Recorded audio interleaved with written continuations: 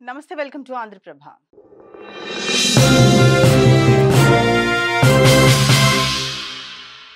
బుద్ధి, జ్ఞానం, ఆలోచన శక్తి ఉన్న మనిషి ఈ మధ్య కాలంలో మృగంగా మారిపోతున్నాడు. ఏది మంచి, ఏది చెడు అని తెలిసినప్పటికీ మానవత్వాన్ని మరిచిపోతున్నాడు. పైశాచికంగా ప్రవర్తిస్తున్నాడు.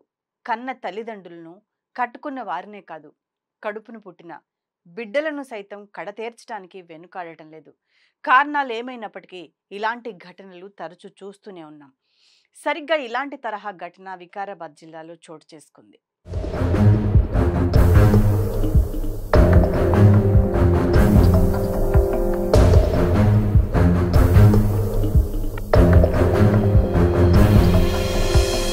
వికారాబాద్ జిల్లా కుల్కచర్లలో ఓ వ్యక్తి దారుణానికి పాల్పడ్డాడు. అనుమానం, కుటుంబ కలహాల నేపథ్యంలో ముగ్గురిని చంపి బల్వన్ మరణానికి పాల్పడ్డాడు. అయితే ఈ ఘటన నుంచి పెద్ద కూతురు ప్రాణాలతో బయటపడింది. ఏపూరి యాదయ్య తన భార్య అలివేలు, వదిన హనుమమ్మతో పాటు 10 ఏళ్ల కూతురుని కొడవలితో నరికి హత్య చేశాడు. మరో కూతురు అపర్ణను కూడా చంపేందుకు ప్రయత్నించగా పారిపోయిన చిన్నారి ప్రాణాలు దక్కించుకుంది. అనంతరం నిందితుడు యాదయ్య ఇంటిలోనే ఉరివేసుకుని ఆత్మహత్యకు పాల్పడ్డాడు. ఈ ఘటన స్థానికంగా తీవ్ర కలకలం సృష్టించింది. నిజానికి ఇలాంటి ఘటనలు ప్రతిరోజు జరుగుతూనే ఉండటం చూస్తున్నాం.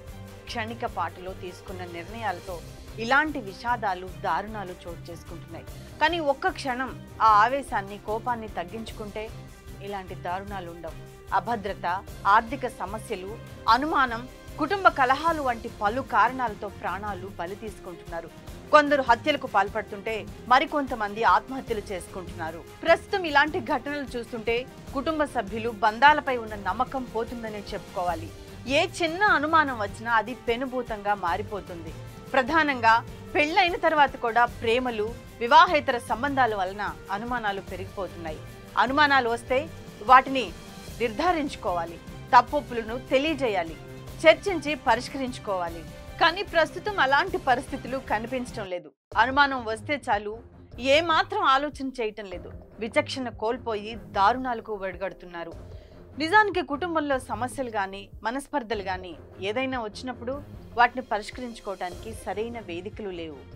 ఒకప్పుడు అంటే ఉమ్మడి కుటుంబాలు ఉండేవి. కాబట్టి ఏ చిన్న సమస్య వచ్చినా, అనుమానం వచ్చినా వెంటనే పెద్దలు చర్చించేవారు, తప్పు చేసిన వారిని మందలించేవారు. కానీ ఇప్పుడు పరిస్థితులు పూర్తి భిన్నంగా ఉన్నాయి.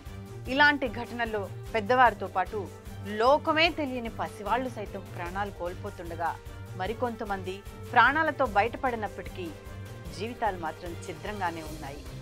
తల్లిదండ్రులు చేసిన పాపానికి నిత్యం నరకం అనుభవిస్తూ చస్తూ బ్రతుకుతున్నారు. ఇలాంటి దారుణాలకు అడ్డుకట్ట వేయాల్సిన అవసరం ఉంది.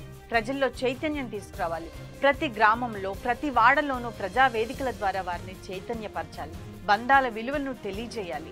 వారి సమస్యలను పరిష్కరించడానికి ఈ కౌన్సిలింగ్ కేంద్రాలను ఏర్పాటు చేయాలి. వాటిని వారి సమస్యలను పరిష్కరించే వేదికలుగా మార్చాలి.